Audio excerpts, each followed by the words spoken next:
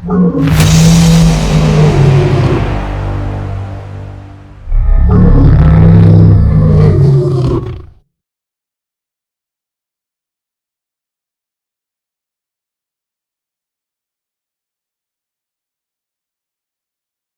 are you, Bob? I'm all right. How about yourself? Good. Hey, man, thank you so much for taking the time to uh, indulge me. I know I heard on a couple of different interviews that you were on where you've had a couple of different instances when you were younger, uh, and I wanted to make sure that I get that on record since we had such a good interview before with you and your wife. I Oh, wanted to make sure. sure that I had those in my library uh, because I think they're important. And I'd like to start with the ones that you had in Northern California that weren't necessarily Bigfoot related, but are interesting nonetheless. With that pack mule or the horse that had the leg Oh, yeah, incident.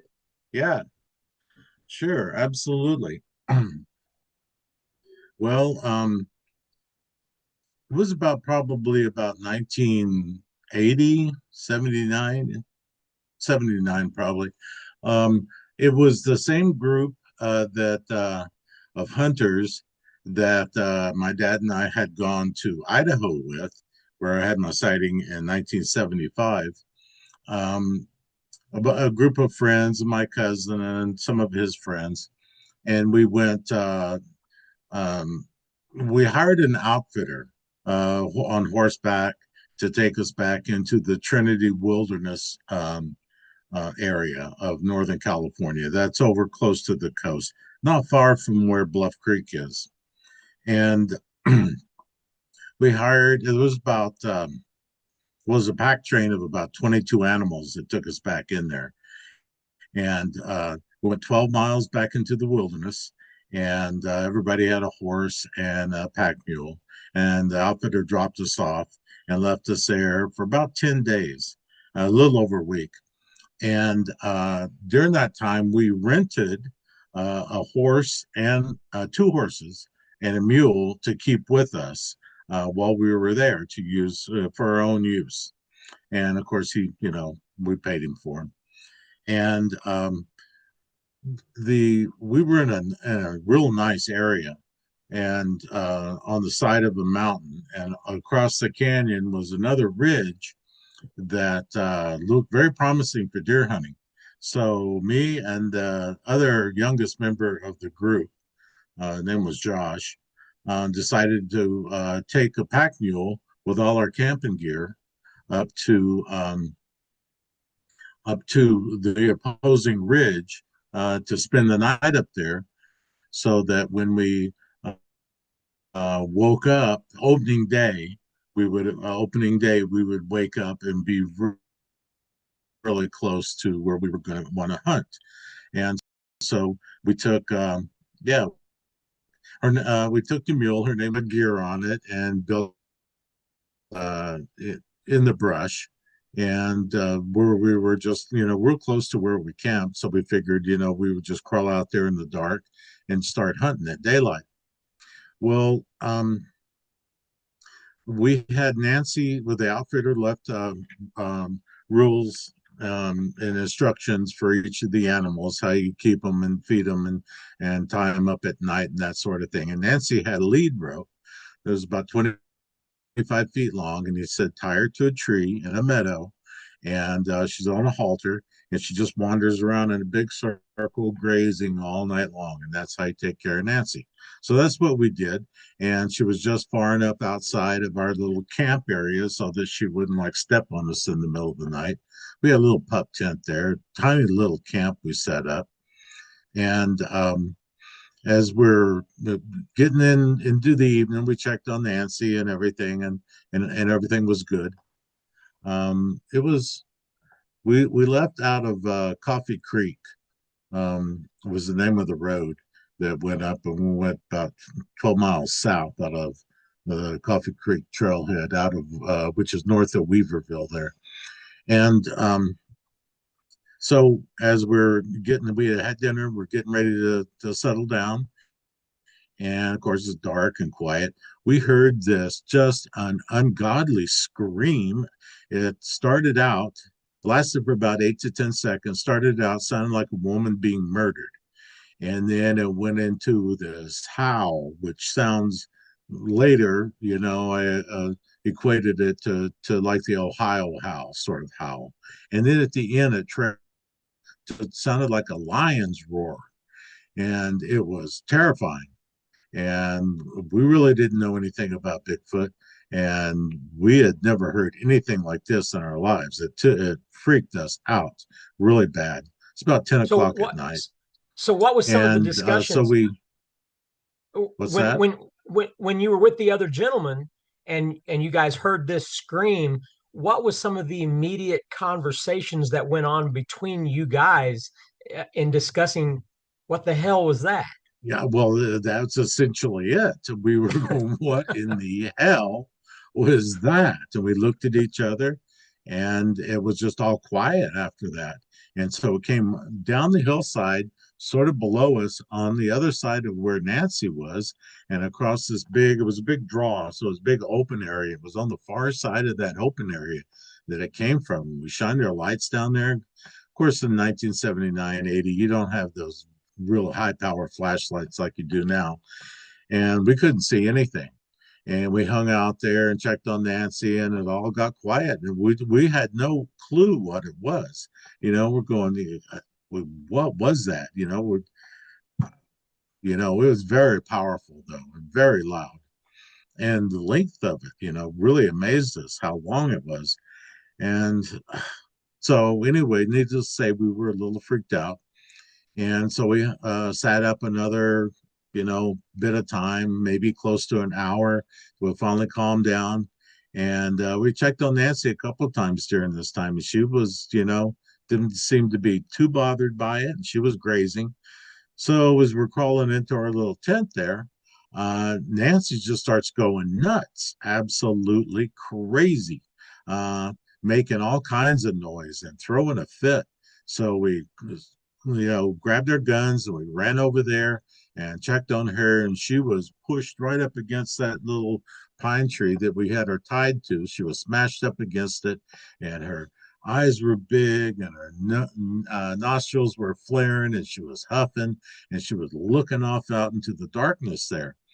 A little clump of trees that's not too far away, and she had her left front leg held up like it was like she wasn't putting any weight on it at all. And so we checked her over real well, tried to calm her down, and and she had no injuries that we could tell. I mean, she had obviously twisted her leg, but for mules, that's highly unusual. It was on flat, hard ground. She really, whatever it was, her knee, her front left knee, got twisted really bad. And the rest of the week that we were there, she couldn't put any weight on it at all. She was able to walk out on her own. She got better over time, but it was incredibly swollen. And Wow. Well, can I ask you a question? yeah, When it comes to mules, now aren't don't mules normally have the demeanor that they are chosen as more of a protector on a farmstead because they're brave and they're not really scared of a lot of things and they're yeah, quite aggressive. yes, they are. Yeah, and very sure-footed as well. And so yeah, it freaked her out really bad. And that freaked us out. And we checked around the area, and it sounded like something moving around down in the trees down there. We went down to check it out. We couldn't see anything, but there were a lot of shadows moving around. So we finally gave up on that. We took care of Nancy. We untied her and took her back to our right close to our tent and tied her up on a real short leash, which she seemed to appreciate. We sat up for about another hour or so, and she was completely freaked out the whole time and kept looking out into the darkness. And Did you eventually, we just couldn't stay awake anymore. You did you know, did you subconsciously stoke the fire pretty high? well, yes, we did. And, we didn't want to get it too high because it was in late September with fire danger and all that. And it was not an established campsite. We just hacked out a campsite out of the wilderness there. right up on the top of this ridge. And but we had a little lantern and we had that going.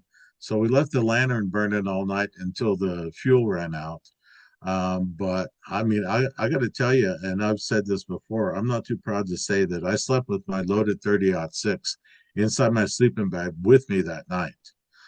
It was fully locked and loaded. The safety was on, but that was about it. And we were Shades of freaked out Albert bad. Osman. Yeah. Oh, totally. And now, it's funny because, people can say, oh, who would do that? Well, hello, I would do that. You're right. Did Yeah, that, you know, and I didn't know anything about him, but I can certainly understand, you know, why he did that. Because I wanted to make sure that no matter what happened, that I had my gun, you know, um, and and so that was it. We we we we woke up and we didn't see or hear any animals um, on that trip. We were So there a week. what was the veterinarian's diagnosis of her leg issue? Oh, I don't know. When the outfitter came back that we had rented her from, we told him the story, and he's all like, "Oh, well, she seems to be okay now," you know. And as she carried a pack out, our packs didn't weigh quite anywhere near as much on the way out as they did on the way in. And of course, we've been consuming. Everybody had one pack that had to be full of food.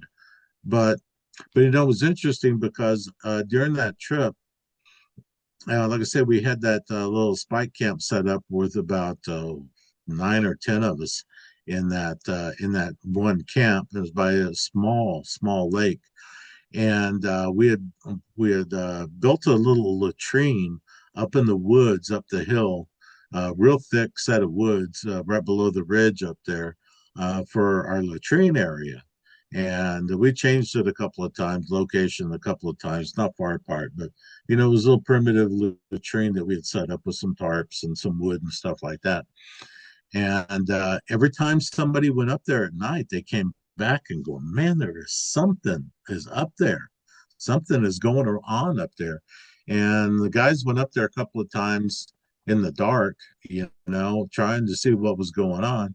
And they kept saying, maybe it's deer. And we hadn't seen any deer that entire trip, Well, but that's it.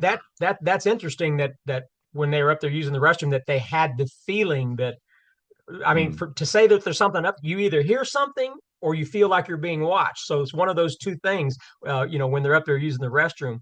So when I've got the map pulled up here and I can see Weaverville, where was this at in relation to Weaverville?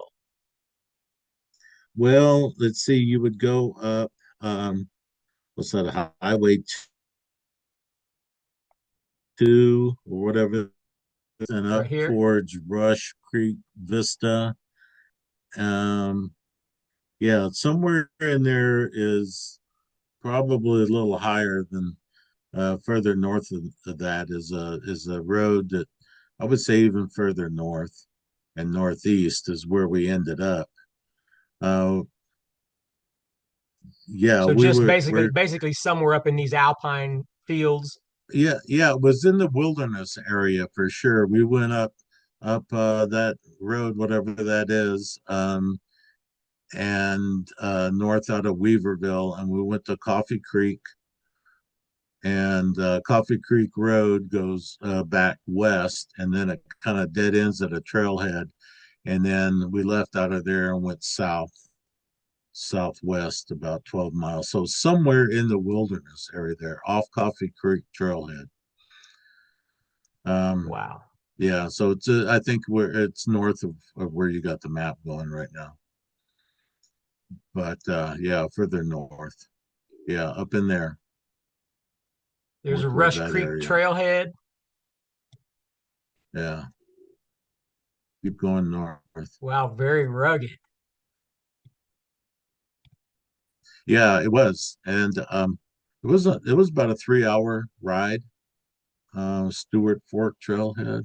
I don't know. Trinity Alps, maybe further north than that. I know it was Coffee Creek because that stuck with me. Well, I'm going to Um, be looking for Coffee Creek after you and I get off the horn here.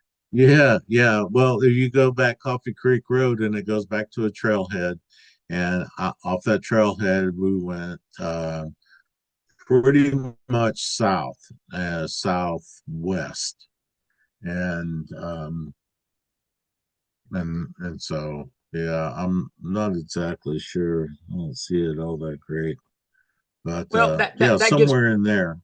that gives people the general, the general idea of where the location. Yes, yeah, yeah, definitely. Oh, there's Coffee Creek. There's Coffee Creek. Where? I Wait, I saw got to get my It glass. was on the north end of the map that you. Coffee Creek. There it is, Coffee Creek, right there. There it is, right there. Yeah, yeah. So we went west out of Coffee Creek, and yeah, and you see it, and yeah, it follows the yes back in there. Coffee Trailhead all the way up to the left corner of the map. Right Yeah, there. in there. So we went, yeah, from there we left out of there and we headed south. Is that the little lake? I mean, it could be. I know the trail took us down across the creek, went over a ridge, and then down and across the creek, and then up. Um, yeah, somewhere right in there. But one other thing I wanted to add on that, when the next day, when about mid afternoon, um, my dad and my cousin came up on horseback on the two horses that they had that we had rented, and to check on us, and because we hadn't come back or anything, and so we told them what went on, and they ended up leading Nancy back on a rope, and she had it was real slow because she had the hobble. She was hopping. She couldn't put any weight on her left front. But I hiked back, um, alongside and was off trail, and I found this spot that overlooked. Like I said, we were camped on one side of the big canyon, and then we were hunting this night on the other opposite side, so you could see probably a mile across this little canyon. Um, and as I'm coming down the hill from where we had camped that night, I found this I at the time I considered it was a deer bedding area, but in retrospect, I don't think a deer did this. It was a flat area. It was right up against a couple of big pine trees, and it was flattened out, and it was probably 4 to 6 feet wide by 8 to 10 feet long. I was just fascinated by the fact that it was so flat, and it was just like a big bed there, and there were no sticks on it at all. There was pine needles, and it was just covered with pine needles, but there were no pine cones, and there were no sticks. And you know what forest floors looks like. There's just like Right. little twigs and sticks and pine cones everywhere. You just don't find an open area that size. Um, and so I saw it and I went over to it and I was looking around and I sat down in it and I looked out across and it had a perfect view all the way across the canyon, and you could see our camp where we were camped from that vantage point. If I was a sniper, that would be an awesome sniping location. It was just had clearly been cleared away of all the debris except for pine needles, and it was perfectly flat and on a Wow. hillside. Well, You just don't find that kind of thing. well, give it certainly giving the knowledge that you've obtained over the years, with the work that you've done with your wife, and all the stories that we've heard now and the things that we know now. I mean, we kind of know what probably cleared that spot out for a nice vantage point Mhm. to spend its days napping, and visibility is good, and a good sniper position. How exciting! You know, I just the idea that you stumbled upon accident in 1980, give or take, into a probable Bigfoot bedding area. How cool is Yeah, that? yeah, pretty cool. And so, you know what it and then trying to retrospectively analyze a lot of this kind of stuff. I could speculate that that we made it angry because we were camped, and you could, I mean, we had a light going in a fire, so you could clearly see, where somebody was camped at the top of this ridge. And if this Bigfoot creature is coming back to, where it was going to hang out or in its area, and it stumbles upon us, that it lets out in an emotional, it was clearly emotional. What the exact emotion was is up for debate, but it was clearly an emotional response. This way I interpreted it, probably dismay and anger, agitation, and maybe a little aggression right at the end, you know. Yeah, I mean, Um, well, think of it from its point of view. The, how much time and effort was put into putting that position, that space together for a nice leisurely place, and who knows how successful it was for this creature to watch game come across that, and then be able to obtain game that way. And all uh, of a sudden, all of that effort is for naught, because now you guys are in the way of yeah, watching game. yeah, totally, totally. We took a spot and pissed it off. Now, now with Nancy and the injury, it's been speculated, by some people that Nancy had her leg twisted in an attempt to break it, you know, and that's something, I mean, the outfitter probably assumed she just got it hung up and twisted, got scared, and she twisted her leg. But there again, mules are very durable. They're not like Arabians, with these, long legs. They're stout. Right. And so it took some kind of significant force it was clearly sprained and just standing there. It would be, I mean, I guess it's possible, that she did the injury to herself, but there was no noise just prior to that, to her going crazy, and something scared her very badly. I mean, she was Well, trembling. given all the layers of incidental things, whether it be shadowy movement, in the tree line when you guys were messing with Nancy, and trying to calm her down, and the using the restroom, and people would be like, "Man, there's something up there." Having Yeah. all of those put together in the same pattern.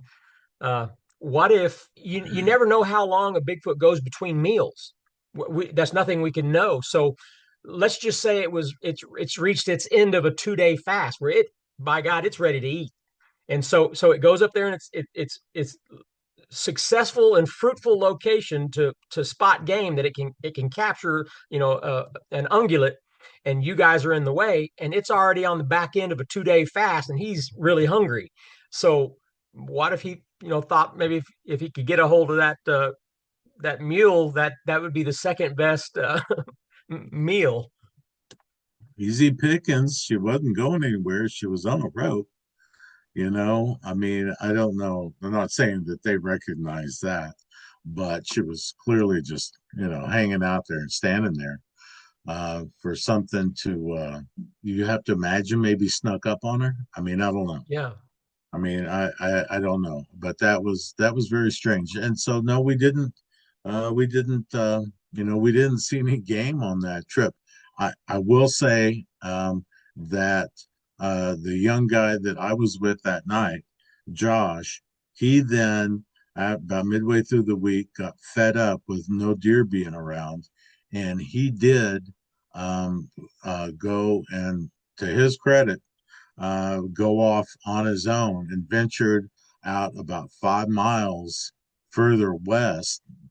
He says 5 miles, that terrain, it's hard to judge. Could have been 3 or 4, on his own, and spent the night out there and did see deer there, but he Woo, didn't. that takes a lot of guts. Yeah, I did, and we were proud of him. I mean, he was just like he was so fed up. We were all hunting, just beating the brush everywhere we could go, and he said, "This," he goes, he was out there with his dad as well and his brother, and he goes, "I just can't take this. I'm gonna go up. I'm gonna show him on the map. This is where I'm headed. You know, and I'm gonna spend the night." And then I'll be back, tomorrow. But I got to do something. I can't just sit here not seeing any deer anywhere.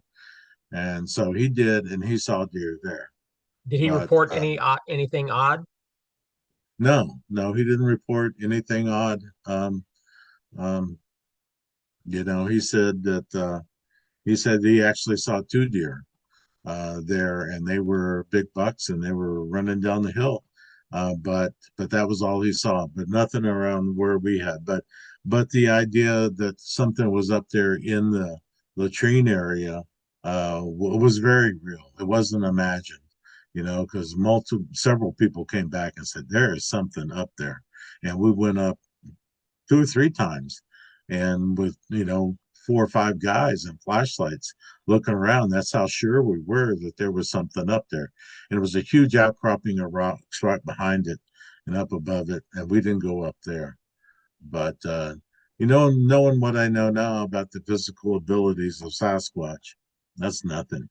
Absolutely, Right. they may it, and it could have very well just been up in a tree or hiding behind one and let somebody walk right past it. This is how sneaky those things are. So, Yeah. that was something, that whole camping trip and hunting trip stuck with me, and as something that odd. Like I say, I really didn't know anything about Bigfoot at that time. I might have heard of it, but it was nothing that was I ever took seriously. So yeah, that was the deal with Nancy the mule. Um, and we left out of there. Outfitter came and picked us up and packed us back out and went up, went home. All right. Well, then now we want to get to your 1975 Idaho.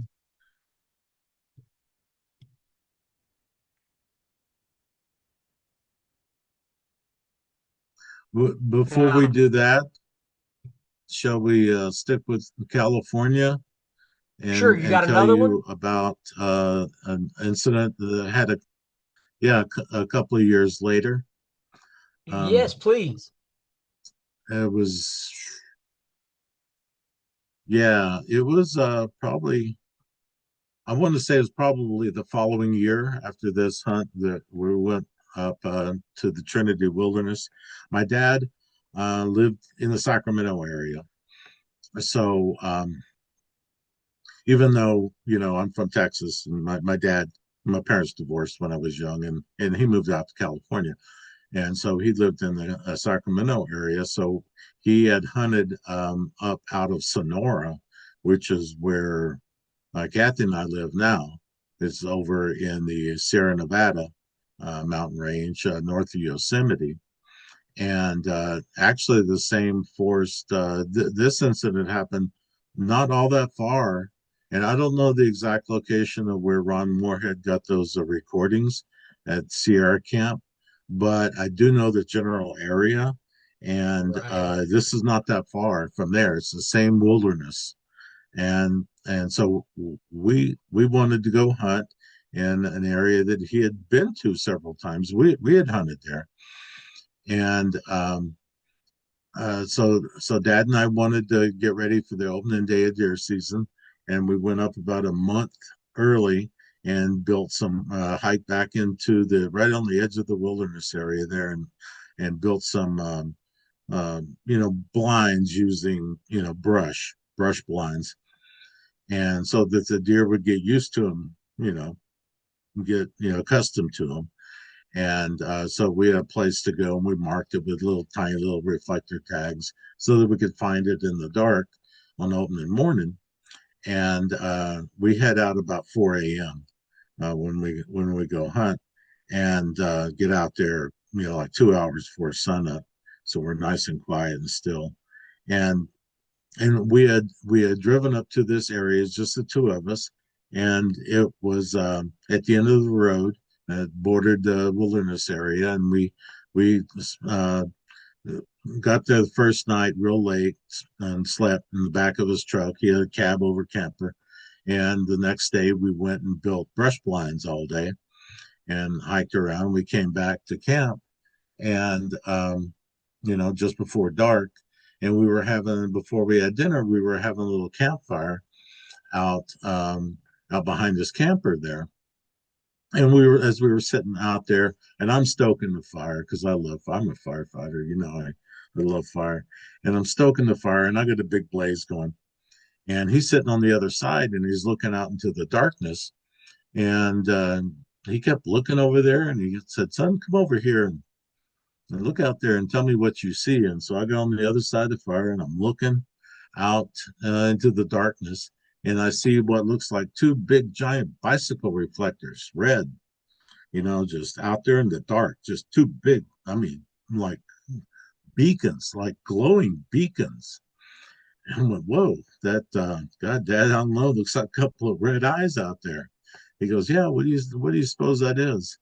And I said, "I don't know, maybe a raccoon up in the tree or something like that." And he went, "Huh."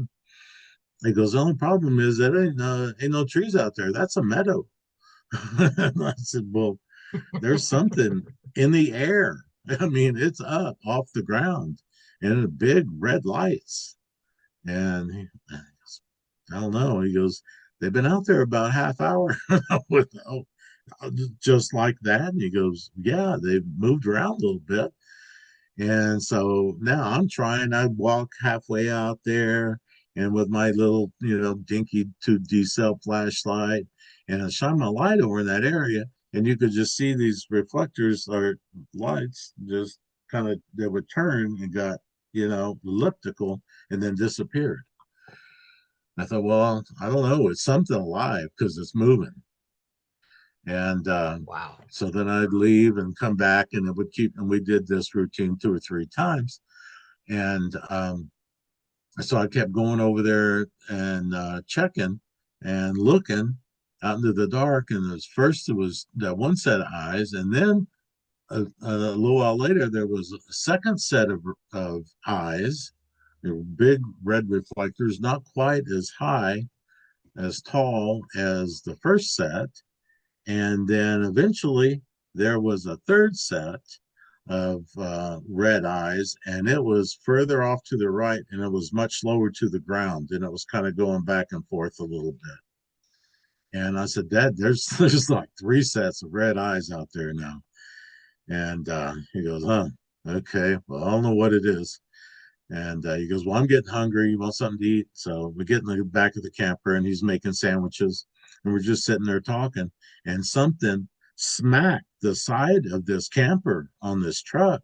I mean, so hard. It's just like, bam! And it's just like an explosion. And it rocked the whole camper, and shit's falling off the shelves. And the rearview mirror on this truck was an old 65 Ford truck, but those big giant mirrors, it just went, you Like could a hear it. tuning fork? Yeah. we looked at each other, what the hell was that? So we jumped out, we had flashlights, we had our pistols, and we expected to find like a deer with a broken neck, up against the side of the truck. And we didn't see anything. It was like nothing was disturbed.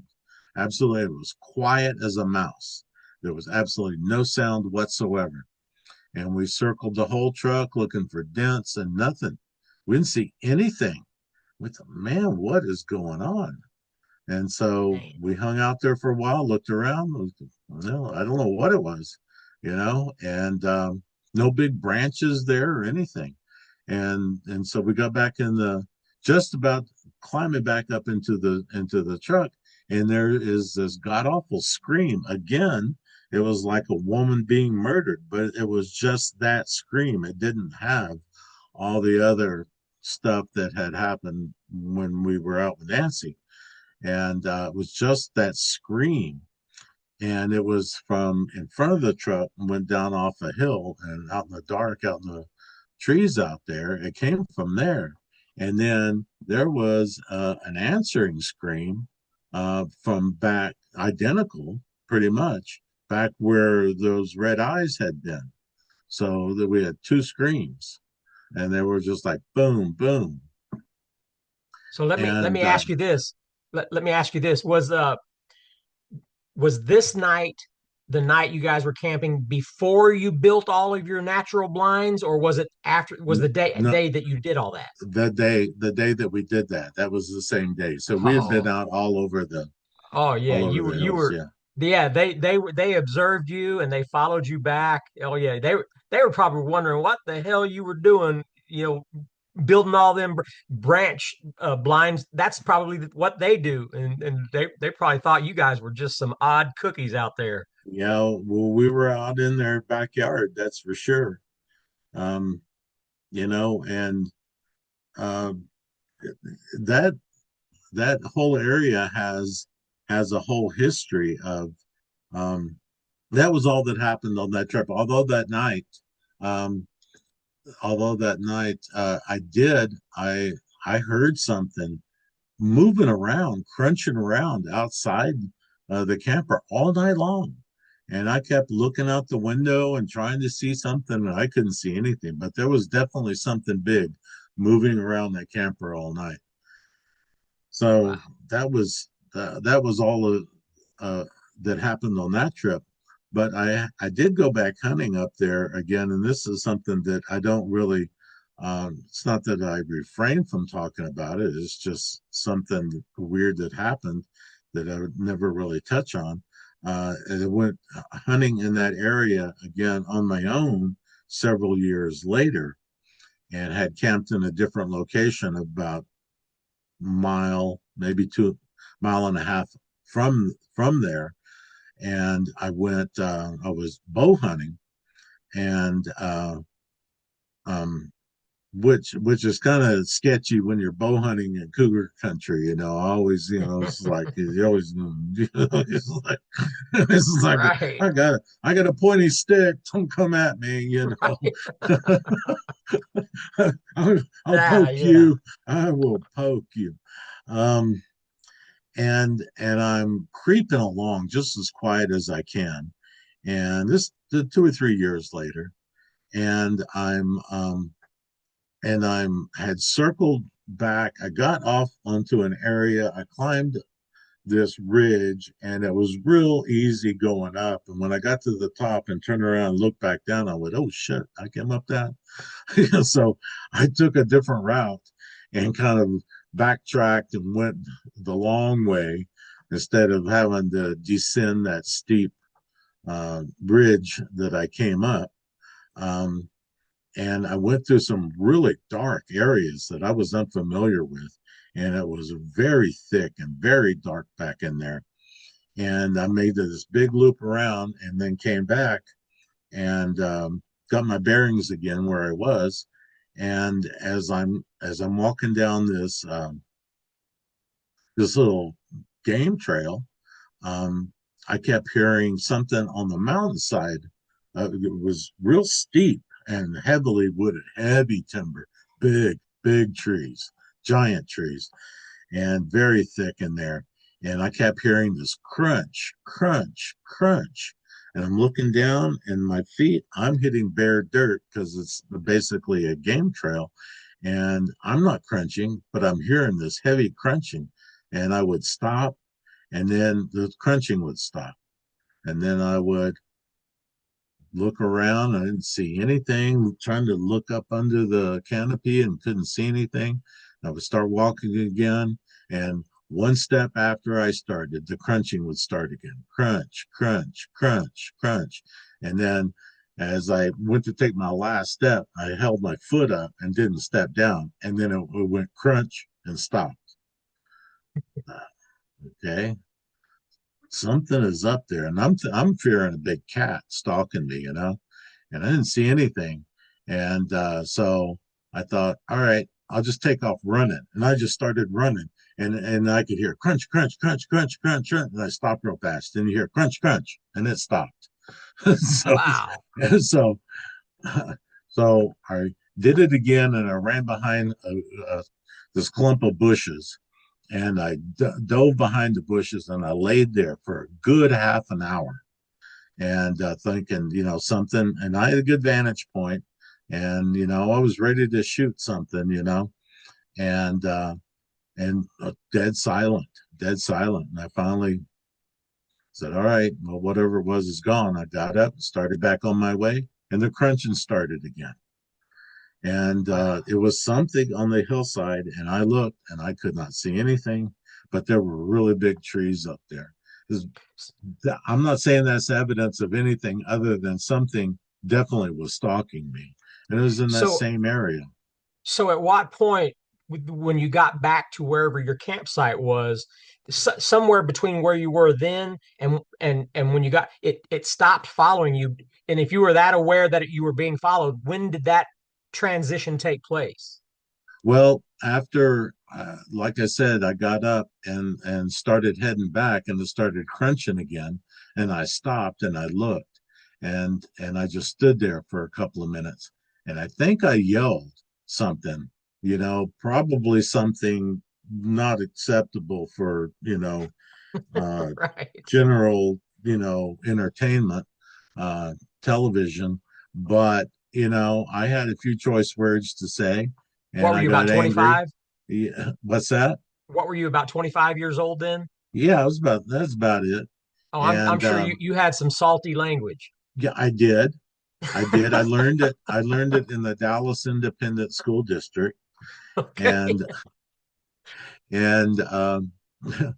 and and so uh, after that, I turned around and I started walking again, and it started crunching again. And I just took off running, and I ran, and I went up to the top of this little ridge, and I ran up to the top of the little ridge, and I stopped, and I turned around, and I stood there watching behind me for the longest time. And then when I started heading back, it didn't follow me. So Wow. that was the end of it. It had to be aware that you were aware of it. I mean, just because Yeah, of all yeah, your behaviors. yeah, That is cool.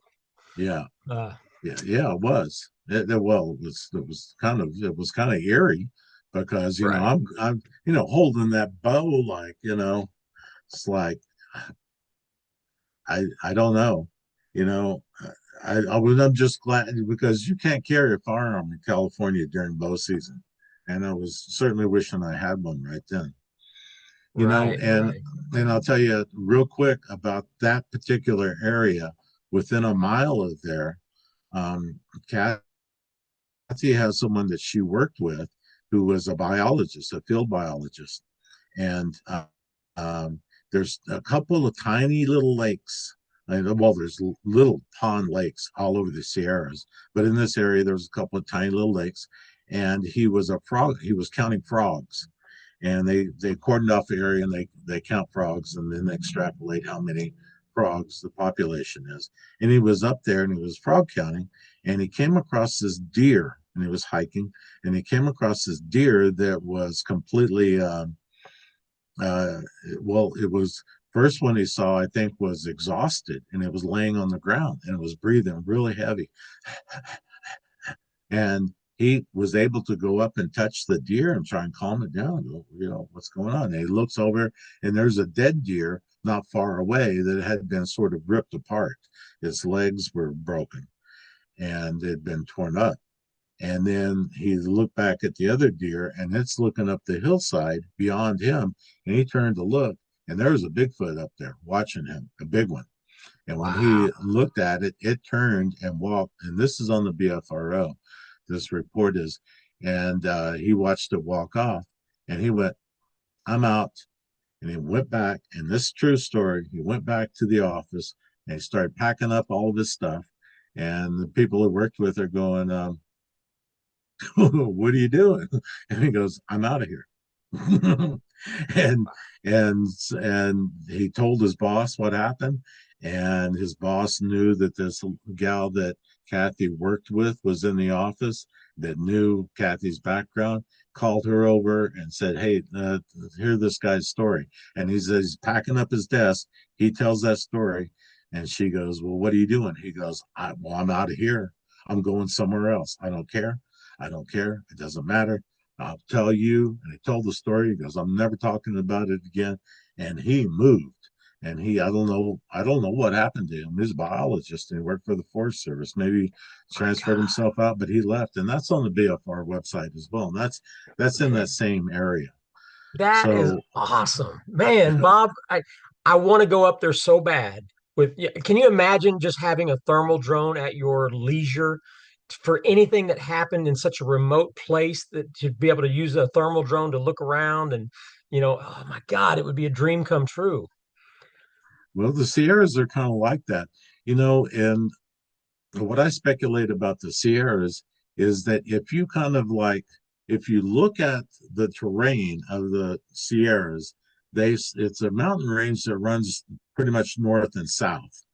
And if you were, let's say, as agile and as powerful, athletic as a Bigfoot creature, you could go up to the ridge, and this is where the Pacific Crest Trail is that goes from, California, from Mexico all the way to the Canadian border, goes along the Pacific Crest, and you could go up and down. It's like an interstate highway for Bigfoot. You can go up and down the state anywhere you want. Not saying that they do go that far, but it's very easy to traverse. And then all the waterways, and there's lots of rivers that run east and west. Well, actually, they're flowing west towards the Pacific, and go down all these drainages. And you have access to all this terrain.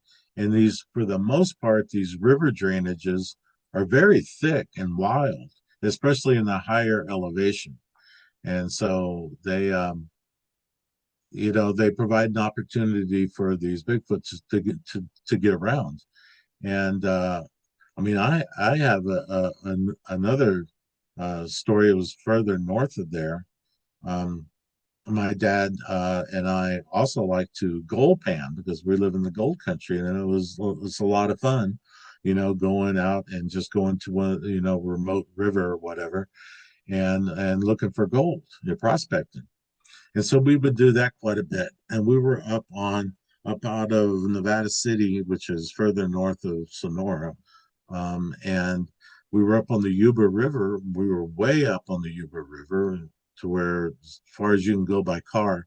And I got out and hiked up the river, and there was a waterfall up there that he knew about. And and so you can find gold at the bottom of the waterfall sometimes. And so that's where we were, and we were panning.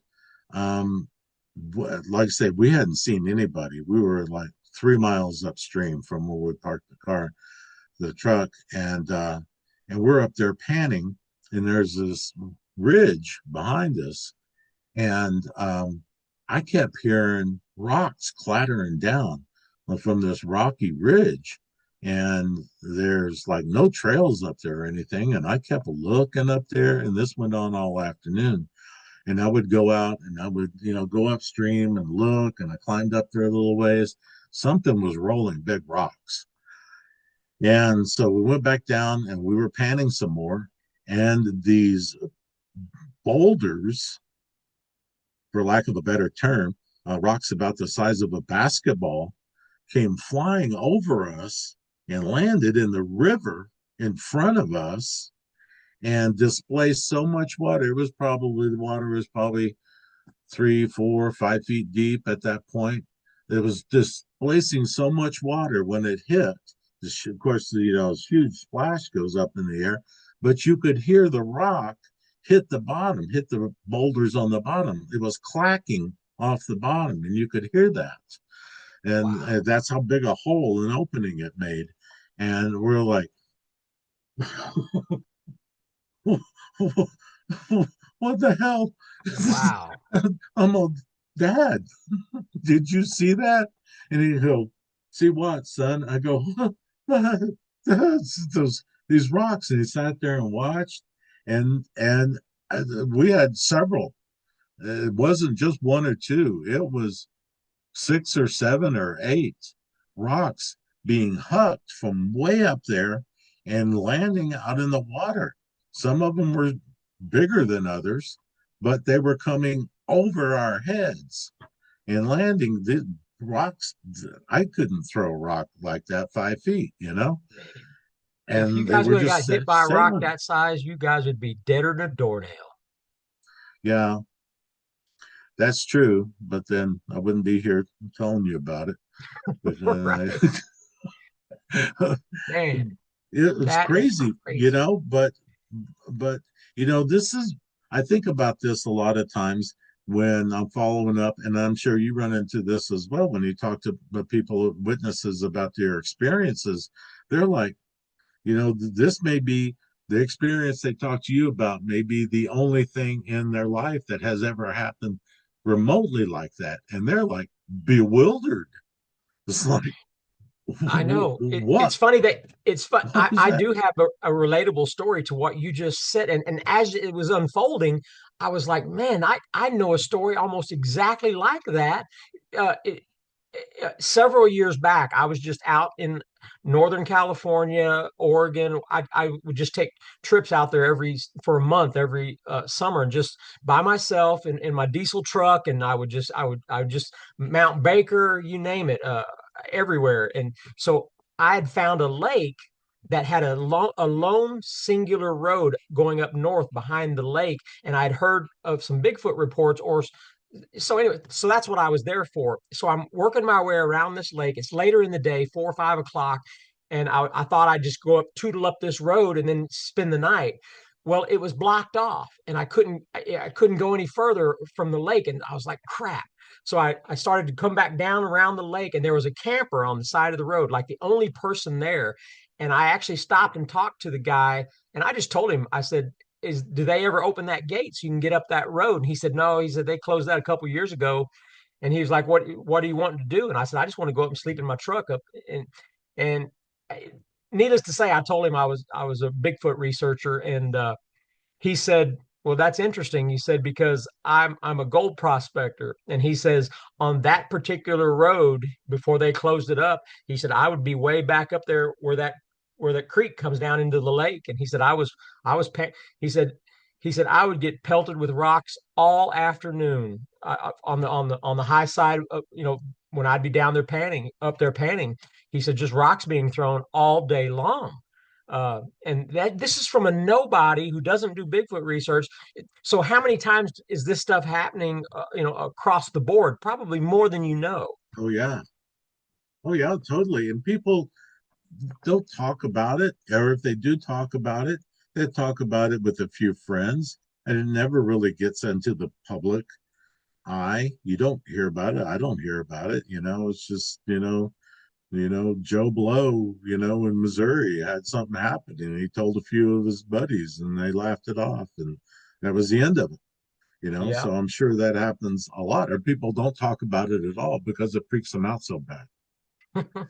Well, I Yeah. really had no idea that I thought you were just going to tell me a couple of anecdotal stories, and I had no idea that we're already like an hour and a half into this. I love it. I am digging it, and I still want to hear the one from 1975. Oh, okay. But yeah, I will. I promise you. But I want to tell you one other from the Sierras that happened to me as well.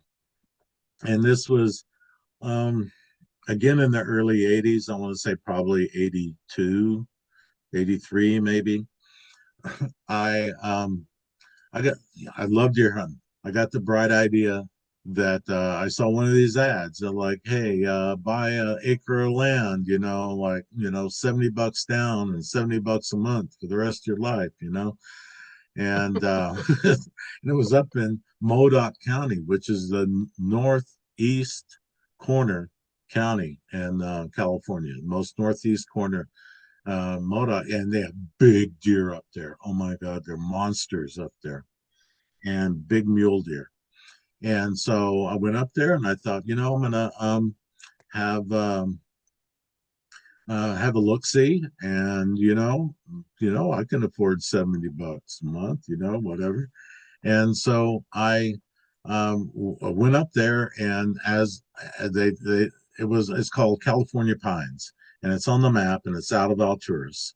It's sort of southwest of Alturas. Is this development, and somebody bought a bunch of land on this mountain, and they cut roads and named roads, and and put in minor infrastructure. Not necessarily running water, power to the just to a few locations, with the hope of extending all that later.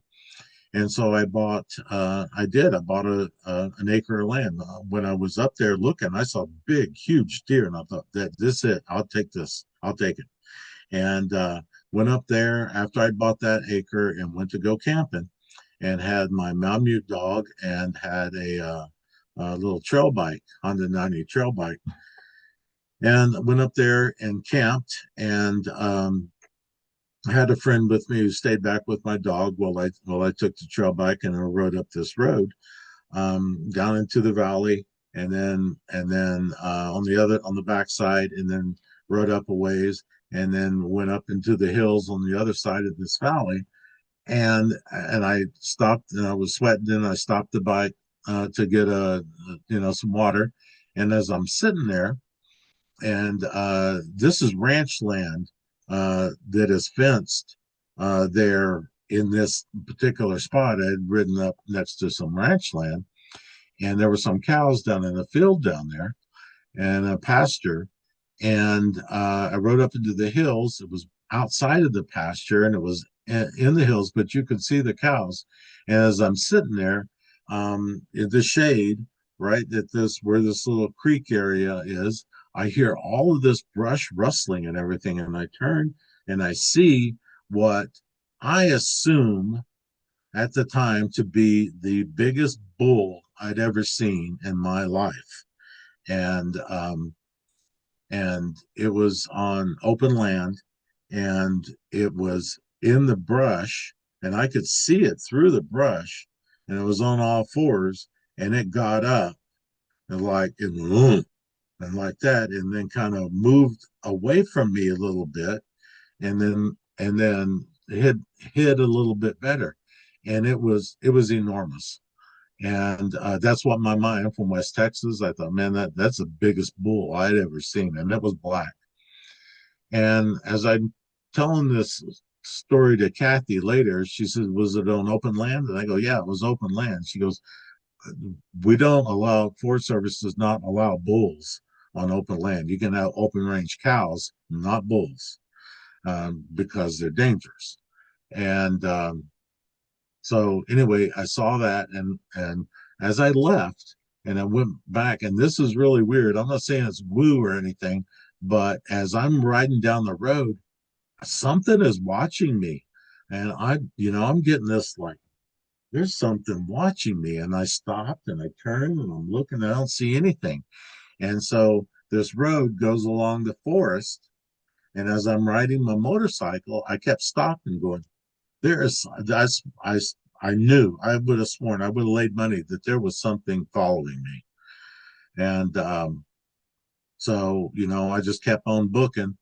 But I stopped two or three times to sit and look to see if something was indeed following me, because, man, the hair on the back of my neck was standing up for no reason, which hadn't done before. So I rode back up to my little plot of land, which was just right on the top of the hill, right across from where this was, and had a campfire and everything that night. And I had a truck with a cab over camper myself, and had my Malamute sleeping in the lower bed, and I'm sleeping in the upper bed, and he was on the floor, and and I had my tailgate down on my truck, and during the night, something pushed down, could have been a bear, pushed down on that tailgate to where I almost rolled out of the bed, pushed down on that tailgate so far. And my dog, who was pretty aggressive, very aggressive dog, looked up at me and went, "You better go check that out." And I said, "You want to go out?" He was all like, "No, I'm good. Go Oh take your gun." man. And I went out there and looked around. I didn't see anything, but the back of that truck just went, and then slowly went back up. So Well, that was very weird. it's funny that you say that because you're talking to a guy who was in I was in my truck when I know one got on the back of my truck and at Chickasaw Park and it squatted down like you wouldn't believe. So I know exactly what you're talking about as far as the how, how far a truck can squat if you put enough weight on it. Yeah, Uh, it was but heavy, whatever it was. when you were trail riding on your 90 trail bike, do you think when you kept stopping because you thought that you were being watched, do you think that was reminiscent of the time when you were bow hunting and you were hearing the crunching footsteps? Was it, you think it could have been body memory of that time where Maybe you it's possible. It's possible, but it certainly wasn't hearing anything. right. It was just a feeling. And now then, let me fast forward about 40 years to present day here recently. And I'm with the NAWAC, North American Wood Ape Conservancy, and we do get sighting reports submitted to our website. And this one sighting report that was submitted, I followed up on, and I saw it, and I thought, oh, this is great. Oh, look, it's Modoc County. Oh, look, it's 1982. And I start reading, and oh, look, let me tell you the story. So uh, I'll just give you the story how I have pieced it together. This this lady had two kids, and she recently married a guy who worked for a road construction crew, and he was working in Modoc County, and he had a little cabin in California Pines. This was August 1982, I think, and actually probably close to the same month I was there in California Pines in the same area, general area at this same time, and a very huge coincidence. And I'm reading it thinking, and they go, "Yeah, we fished at the Rainbow Pool all the time." And I'm like, I took my dog to the Rainbow Pool, that same month. And so anyway, they lived. He worked for road construction, and the wife and the kids stayed there at the cabin. Well, the teenage boy, he was 16. He slept in a camper, little camp trailer right next to the cabin, about 30 feet away. This one night, he went out to go to his camper to go to bed and started screaming like bloody murder. Dad runs out there with the 357 and sees this creature, Bigfoot creature, had a hold of the door, and the kid was inside the camper, and the creature was reaching in the door with one arm up over the camper with the other arm, had poked down through the vent, had poked the vent out in the ceiling, and was trying to grab the kid from both directions. This Oh kid is man. screaming bloody murder. Dad shoots the thing twice, saw it hit, left blood, crossed the road, and it ran off and crossed the road. Mom came out about the time she heard the gunshot. She ran outside. She sees the thing running across the road in the dark. They tell her, Dad tells the boy, "Your mom's going to leave me if you tell her that was a Bigfoot, tell her it was a bear." So for 40 years, they told Mom it was a bear. Finally, Dad dies. They got divorced soon after this. dad dies, and they're talking about it on a family Zoom call, kind of like this, to recount the story. Mom finally finds out it was actually a Bigfoot that was trying to kill him, not a bear. It had caused this kid nightmares for 40 years. He didn't want to talk about it. He agreed to talk about it with me. I tried to contact him, and he lives in Vegas now. He initially said he would, but then it elicited more nightmares, and his wife wouldn't let him talk to me.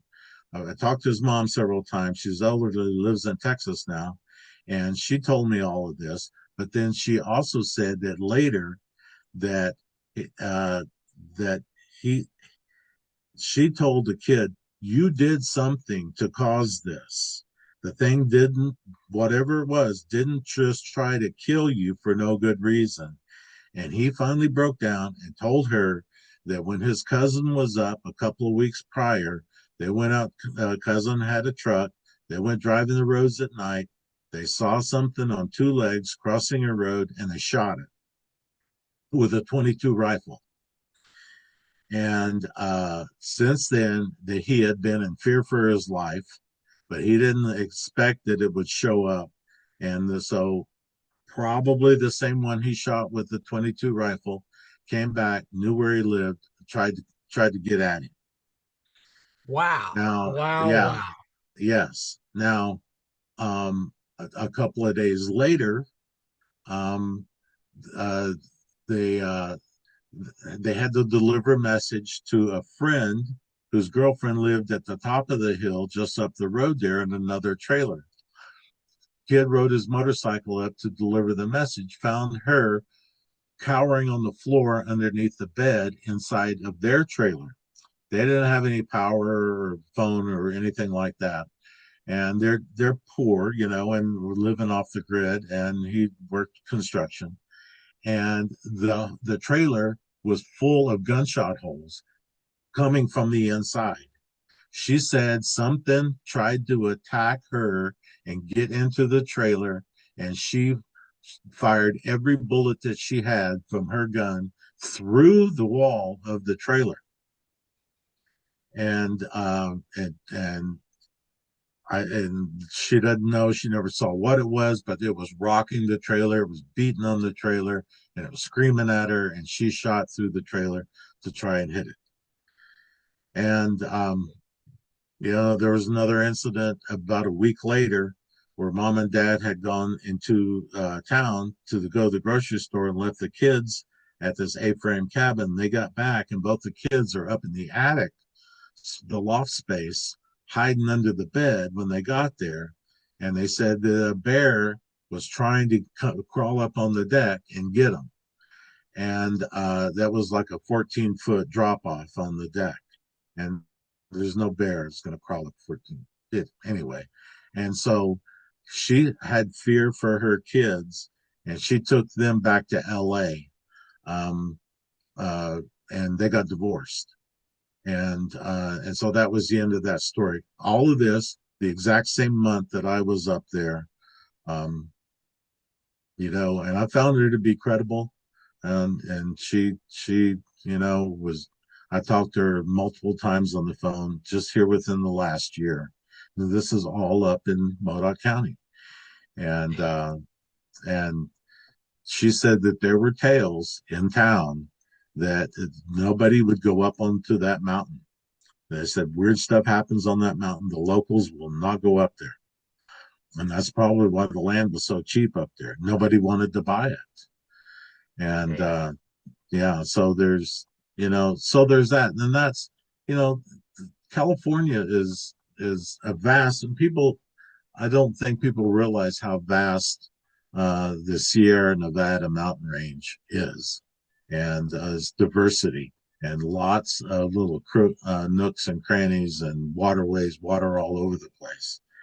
And so a lot of it is very, very rural and very inaccessible. So if you go looking for Bigfoot, go where the last place any human would go. That's probably where you'll find Bigfoot if there's water there. And terrain means nothing to them. Resources mean everything to them. So anyway, that's that's the other experience I had in California. So Man, it, oh man, I got to digest that. That I'm yeah. because now now I got to rethink me going out there and walking down some of them creeks by myself. Well, I mean, here's the deal. I don't think this kid would have had that problem had he not shot it. He pissed it Yeah, off. Now, I think for the most part, you'll run into the cranky Bigfoot. I mean, they're going to have different personalities, just like every animal does. Every dog has a different personality. So you're going to be running into some cranky ones from time to time, and some that will prefer to stay out of your way, you know uh, given the opportunity. But I think that they're not above messing with you, certainly. you know I don't know what their idea behind all this is. I mean, I don't know why, if that was a Bigfoot that pushed down on the back of my truck, like, I don't know, it could have been a bear, but all of when you start getting all of these pieces, that are similar together, you start to wonder, that maybe there is something to this, rather than just, a bunch of, different circumstances that were just coincidence at the same time. And I don't necessarily believe that that's the case. But so these are areas that we continue to try and from reports that we get from the area and from experiences that we've had in the area, we've got a fairly good idea where they hang out. It's just, they're moving around all the time. That's the thing. They're not going to stay in the same spot all the time. right. They move around. I think So the only thing that we can count on that has worked is you have to be there long enough and do enough interesting stuff where they're going to at least want to come around and see what you're doing. Any other way, there's a randomness to everything else. It's almost like you can't track them, you can't follow them, you can't. So the randomness of behaviors from them, the only thing that's consistent is you have to be ready when they come around to visit you. right. Yes. Yes, you do. And of course, you can put the odds in your favor by, going to a potentially, potential habitat, good habitat area, so, that, so, so Well, that you got, leads me into this. I'm working on a house that I'm still a couple of weeks away from getting done, but when I do get it done, I am going down to Oklahoma in a couple of different spots, but I'm going to end up in the what area, yeah, and I'm going to probably stay there for about 2 weeks. I'm really going to give it a good go. Somebody will be with me for a short while, but there's going to be a lot of times I'm going to be there by myself. If anything happens, I will report to you directly. awesome. Good. Yeah, good. Well, when you get there, let them know you've arrived, you know, announce yourself, you don't need to be a ninja sneaking in there, Well, yeah, you want them.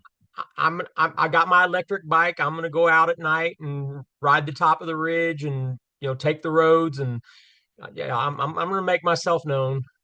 You're the man, Randy. Yeah, definitely. Let me know if anything happens. I have friends in that area, so I know you do. I know you. yeah, I'm but I'm trying to make some of the same friends if yeah, they'll I, it's funny how things work out. You never know, man. You right, never know. right. All So, right. do you want me to tell you about Idaho now? Yeah. Now, first, I've got Chalice, Idaho, pulled up here on the map, and the reason I've got Chalice is because you got the Salmon River, uh, the salmon running up uh, northeast out of Chalice, and 10 miles up this is where my church friend, mom had something happen in '69 where she was and I've got the video on my page where I tell her story where she was sitting with her back against a tree and they were on the Salmon River, and her husband and my friend was fishing, and he was only 3 years old at the time, so he was basically just playing in the water and throwing rocks while his dad was fishing, and she was sitting up on the bank with her back to a tree, and she said she heard a noise just off to her side, and she said she looked over, and she said a Bigfoot had parted the bush right, I mean, right over her shoulder and was looking at her, and she was looking at it, and it blinked, she blinked, it blinked, and she said, I just started running towards the cabin, and she said, I ran through the water, and she said, I left my husband and son there to die, and she ran straight to the cabin, couldn't even tell what, and so anyway, so it's a really, if people want to go and look at that encounter, it's very close to where Bob is getting ready to, and almost at the same time frame. Oh, okay. Yeah. Um, yeah, that's where we were. We went to Chalice and went north out of Chalice. And I mean, it's hard to tell on this map. I think we're probably a little further north of where you had it. Um, Elk Bend. Yeah, we were. I think we were just below that Elk Bend area, um, which is over to the right. So yeah, so we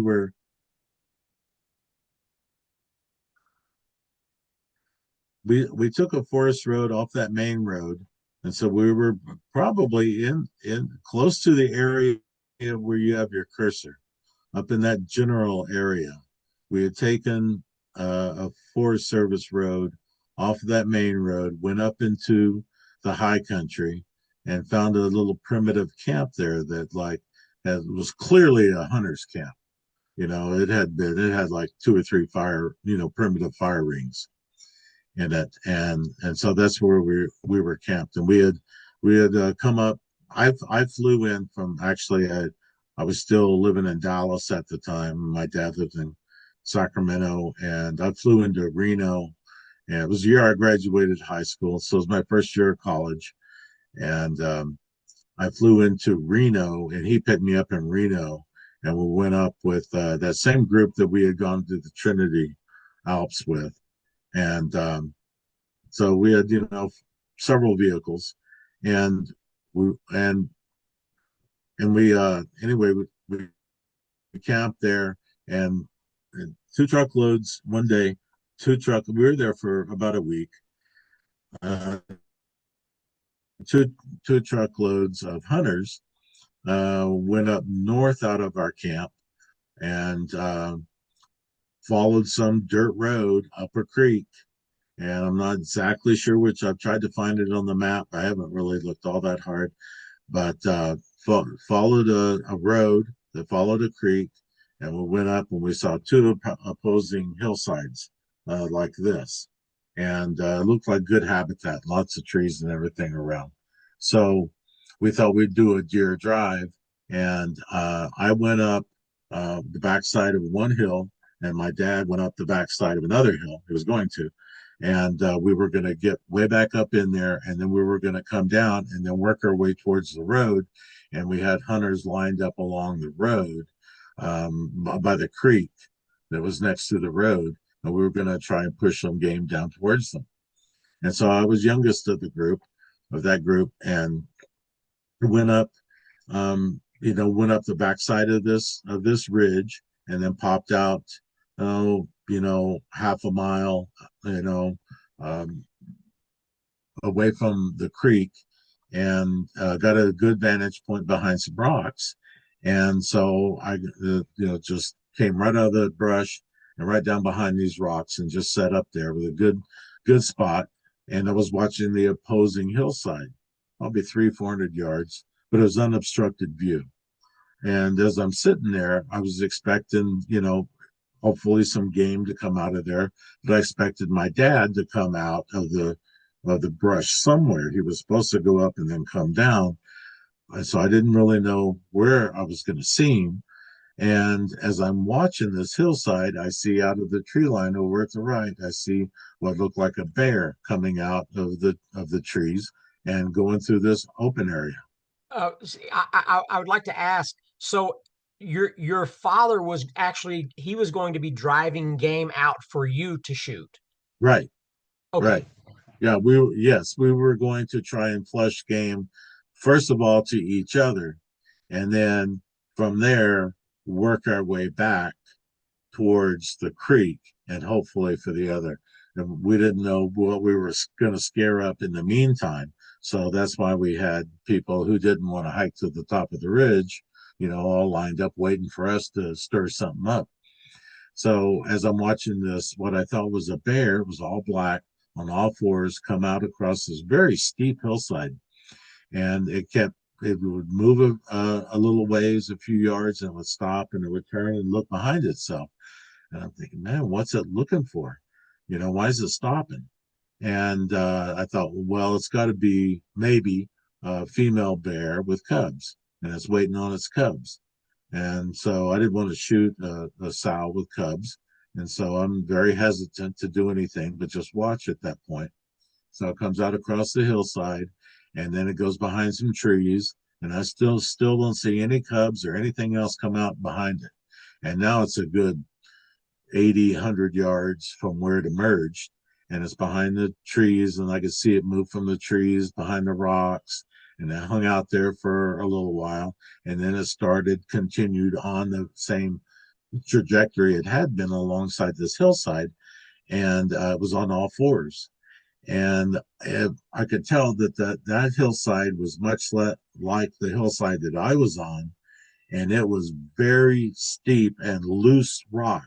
It was like shale or something. Like you step on it and rocks you just go clattering down.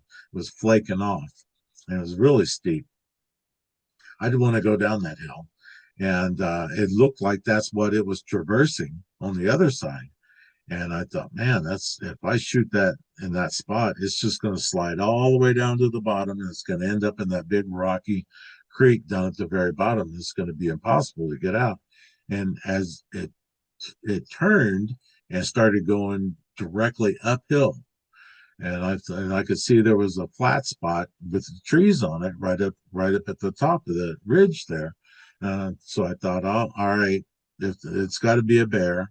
It's the only thing it can be. It's on all fours, solid black. It's really big.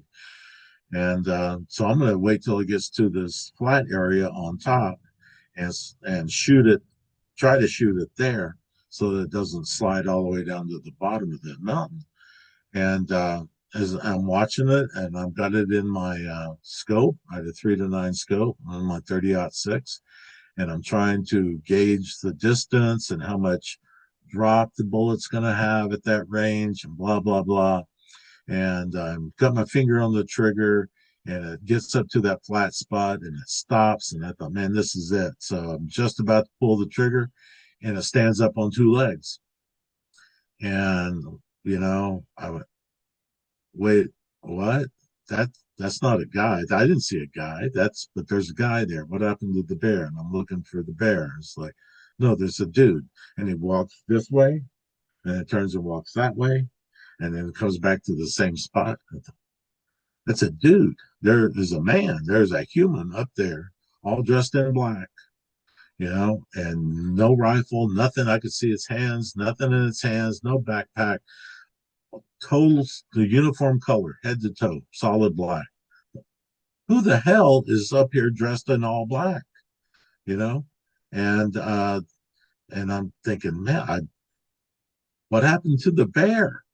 And then it just turns and it starts walking the same direction it had been going, but this time on top of the ridge, but still this side of the trees, and it had like that cross country.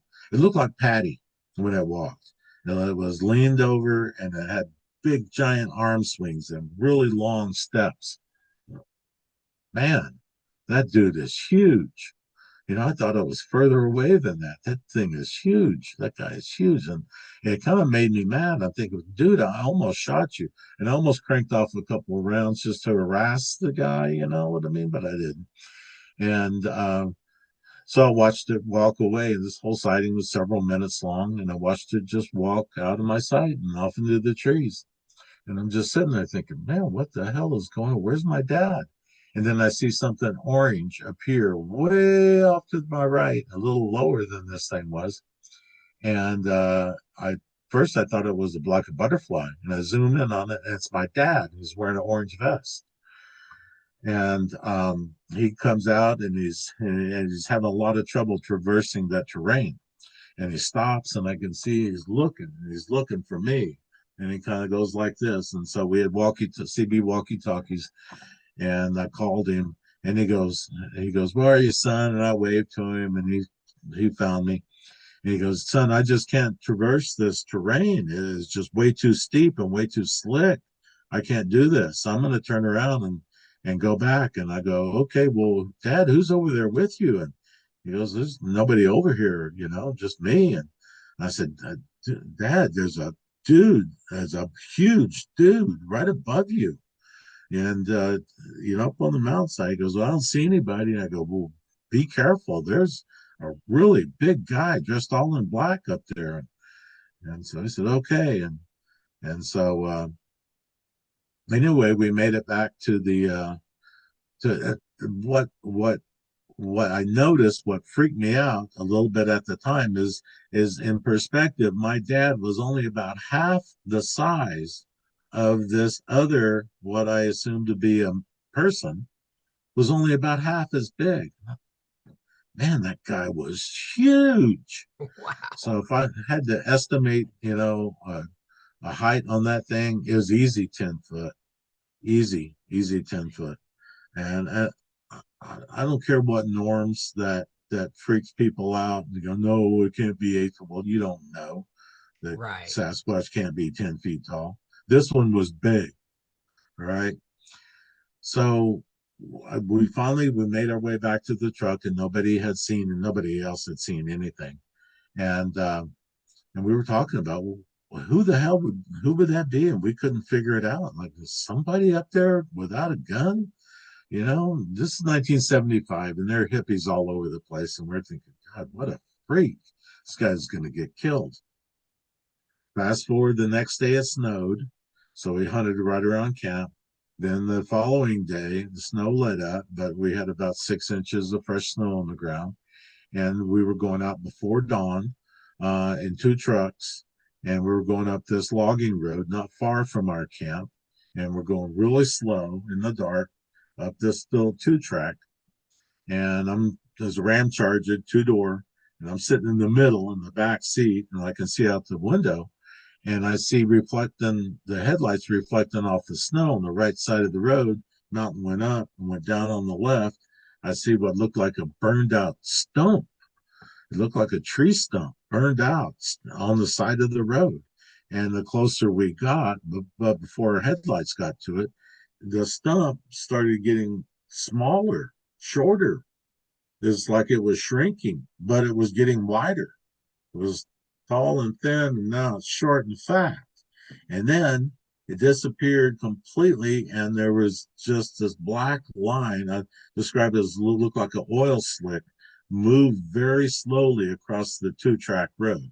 And at one point, it was covering the entire width of the road.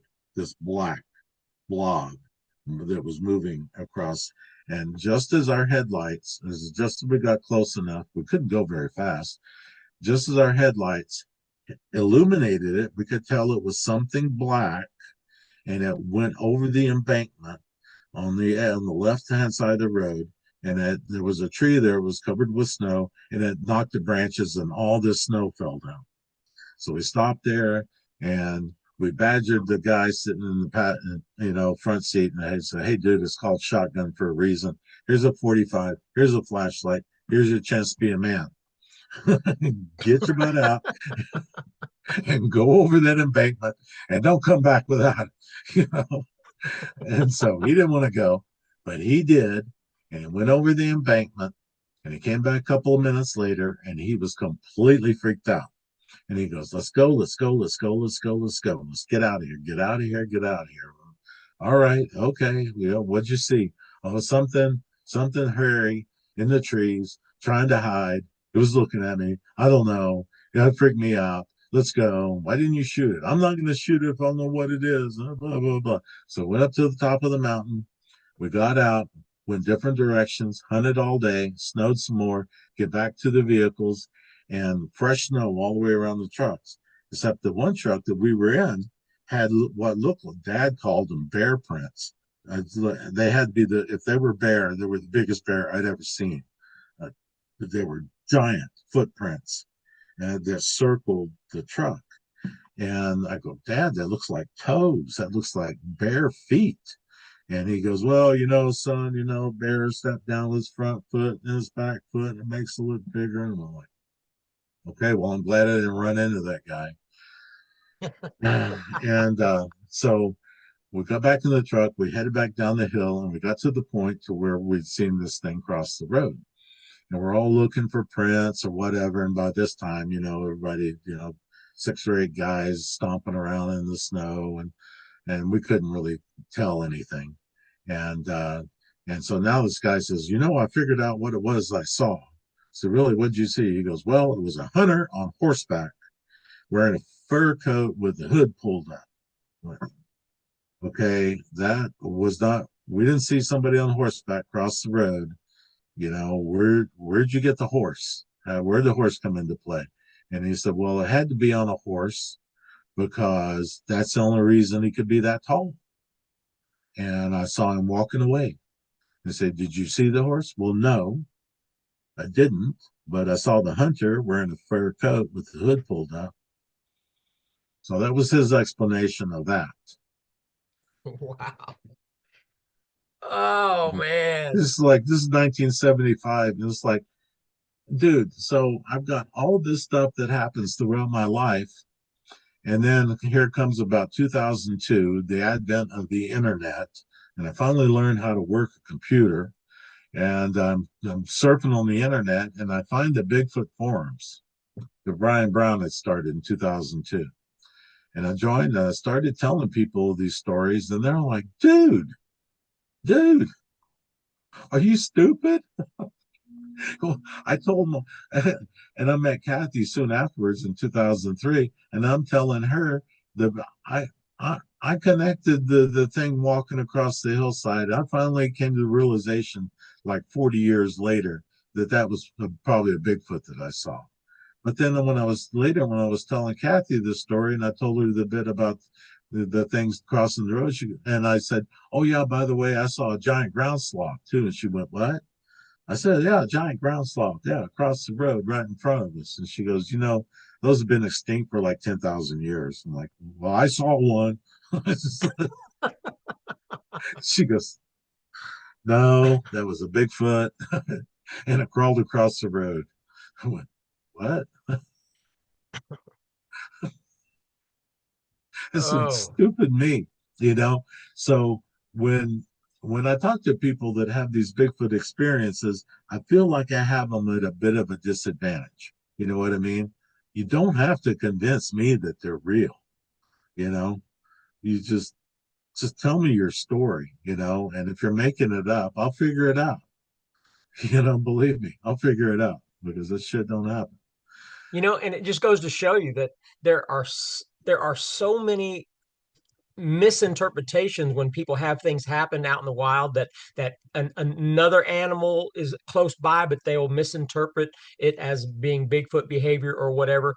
But clearly, there's a lot of Bigfoot behavior that could be other animals because of Sure. their mannerisms of getting low on the ground and staying on all fours and all kinds of things. So even when somebody says, "Yeah, I saw a bear going across that field," well, maybe you didn't see a bear going across that field. I mean, it's just crazy.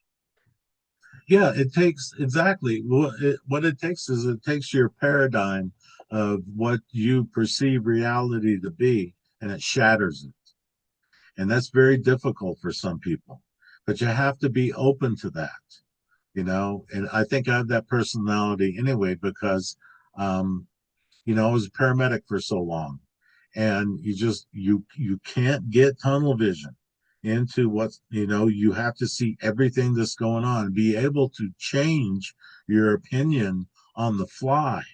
You take your best educated guess with what you have at that moment.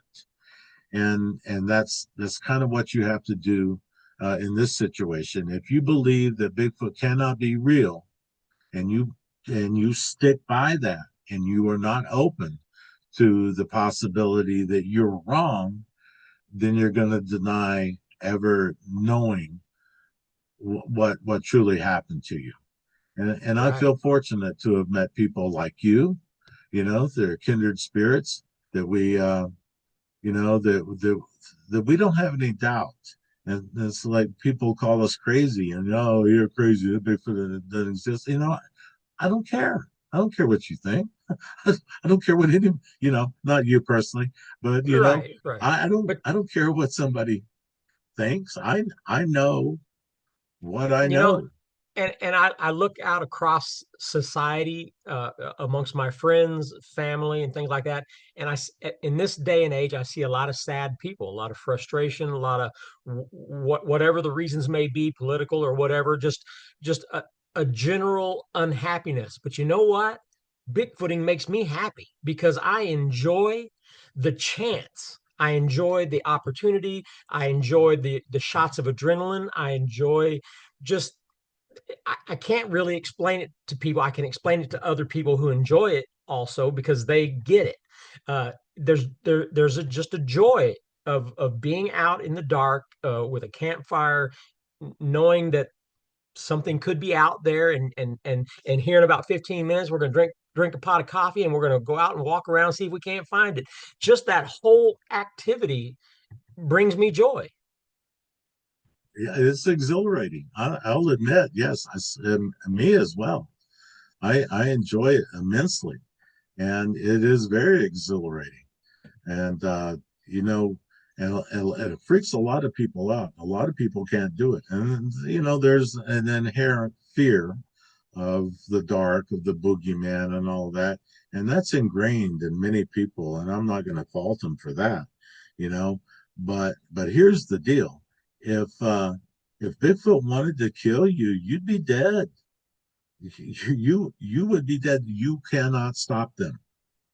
If they Right. want you dead, you would be dead. And I if would you not. I would remember not be. that, I would not be the same person if I didn't have my thermal camera. I've almost always had my thermal cameras, and that gives me a degree of comfort being able to see into the woods around me. If I didn't have that, I probably wouldn't go out like I do, but being able to see in the darkness with the thermal camera gives me clarity and knowing that there's not one right behind me. yeah, which they'll do. They'll do that. They'll sneak up right behind you. And I have friends that that's happened to, Right. and they move right in on them. A lot of people that I know, they go, "Oh, just go sit out in the dark and don't use the thermal or night vision. They just sit there in the dark." And I go, "What's the point? You're not going to see anything, you know." Right. Me, I'll go have a campfire. Campfires are interesting. Yeah, they Yep. come around a campfire. I've never had one. People say, "Oh, it's going to be dark." No, it don't. Right. No, it don't. It don't at Yep. all. They're just at this point, to me, it's just a couple of key things, and that is give them what they need. Give them a little high ground. Give them maybe even a water source between you, and don't and keep your back to them. If give they need to have the advantage, and so don't take that away from them. That's Yeah, why I use the thermal the way I do. I keep my right, back whenever I hear noises. That's where my back goes because I don't want to look in that. I want them to keep doing what they're doing, right. and if I face that and turn on a light, that kills it. Yeah, yeah. They go away. No, they don't like to be illuminated. No, that's for sure. But with like a campfire or even a lantern, they will stay outside of that. Right. And if you want them to come in close, then yeah, turn the light up, but you're not going to see them. So unless you have a thermal, so a thermal is if you're out there to see one, you're going to need a means of seeing it, and just using a flashlight, is probably not the preferred method of seeing one. Yep. You know, Yep. so depends on what you Well, want out of it. we're a little over 2 hours into this one. I don't I'm know. yeah, I'm sorry. I don't know I, how long I can keep people entertained. They sometimes yeah, have a shorter attention span, but no, the oh, I stories know, the especially stories with that you've me. told were great. So I can't wait to put this one out there because I really enjoyed this, and I hope everybody else does too. And sir, I hope someday we can share a campfire. Absolutely, I don't know if it's ever going to happen, but I hope it does. Just because of these conversations that we've had, I know I would enjoy your company, and yeah, let's just go from absolutely. there. We'd have a great time. Well, we'll see if we can't make that happen, Randy. All right, buddy. Well, make sure you All right. give Kathy all my best. Thank you. Thank you. I will. It's good talking to you. It's always a pleasure. All righty, later. All right. Later, brother. For the heat